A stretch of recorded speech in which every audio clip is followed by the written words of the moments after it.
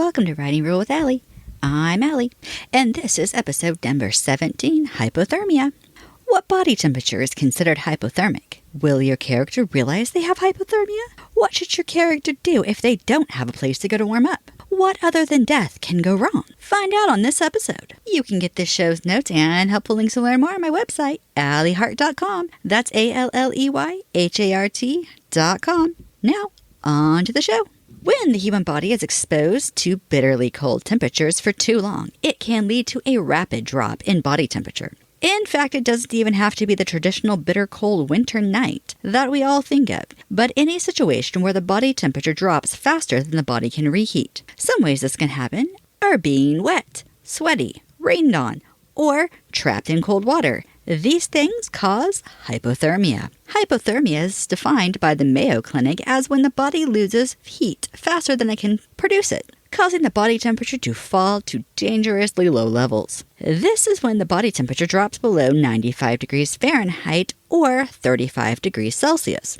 Most people do not know they have hypothermia until it is too late because it affects the brain, making it hard to think clearly. The bad news is that if it is not treated soon enough, it can lead to heart attacks, kidney failure, liver damage, or even death. I will link to the Mayo Clinic article about this. The people most at risk of hypothermia are the elderly, babies sleeping in cold rooms, young children, people with mental illnesses that affect the judgment such as dementia or Alzheimer's, alcohol or drug use, medical conditions that affect the ability to regulate the body's temperature, or exhaustion, and people who are outside for long periods of time. This could be hunters, soldiers, the homeless, farmers, etc. It could also happen to your character's pets. The best way to deal with hypothermia is to prevent it. Some tips include staying inside where it is warm. If you must go outside, layer up. Use a hat and mittens over gloves. But gloves are better than nothing. Wear 2 pairs of socks. Do not do activities that cause you to sweat. If you sweat or get wet, change your clothes, preferably in a warm place as soon as possible. Keep moving to create body heat. Do not eat the ice or snow. It will lower the body temperature. Don't drink alcohol, as it will also lower the body temperature. Go inside to warm up often. Dress infants and young children in 1 more layer of clothing than the average healthy adult. Check on babies and elderly often. Bring in a children or elderly that start shivering inside to warm up.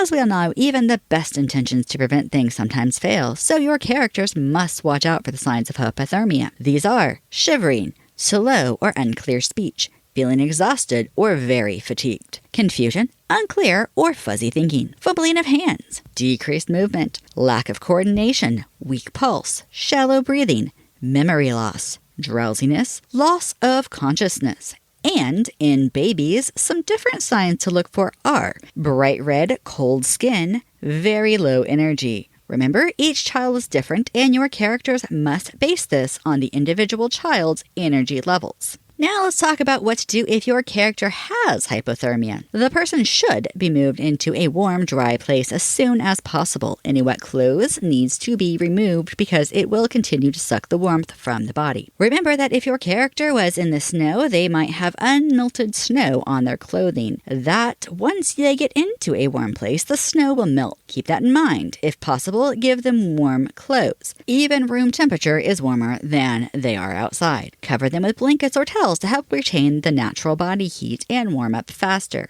If there are things like warm water bottles or electric blankets, remember to focus on warming the core with the vital organs first. Focus on the chest, neck, head, and groin. Also warm drinks such as water, tea, or coffee. Before giving it to them, remember to have the character test everything so as not to burn the mouth or tongue of the character with hypothermia. Some things to consider if a warm, enclosed area is not available. They still need out of the wet clothing. I've heard many tales of men jogging in circles around a campfire to make body heat and, importantly, stay awake while their clothes dry by the fire. I have heard it is cold and painful and no one likes running for hours while the clothes dry. This should only be done to your character as a last resort or if the other person is just cruel. If your character is, you might be a horror writer. If things are even worse than this, your characters are in the forest or deep snow and cannot physically move around. There is a last-ditch effort. Skin-to-skin contact can help. Remember to insulate them from the ground as the ground will still body heat. You also need insulation over both characters. A campfire nearby would be great, but maybe impossible. If you are writing modern times, calling 911 or whatever the country's emergency number is would be important. Your characters can get even better care, including a machine that can warm up the patient's blood. Fun fact, you should never vigorously rub someone with hypothermia to warm them up. This can actually trigger a cardiac arrest. Cardiac arrest means that the heart suddenly stops pumping. Now for everyone's favorite part, what could possibly go wrong? Well, let me tell you. Likely to go wrong, your character doesn't realize they have hypothermia and someone else has to spot it and get them warmed up. Hypothermia affects the brain and can cause poor judgment. Also unlikely to go wrong, when trying to warm someone up, one of your characters gives someone with hypothermia a too warm drink and their mouth or tongue get burned. Possible to go wrong, your character not only has hypothermia, but gets frostbite. If they are out in the cold too long, they start to lose feeling and might not know that they are frostbitten. Also possible to go wrong, your character doesn't realize they are tired because of hypothermia and sits down to rest. This could be deadly because they are not moving and generating body heat. The character has a high chance of dying like this.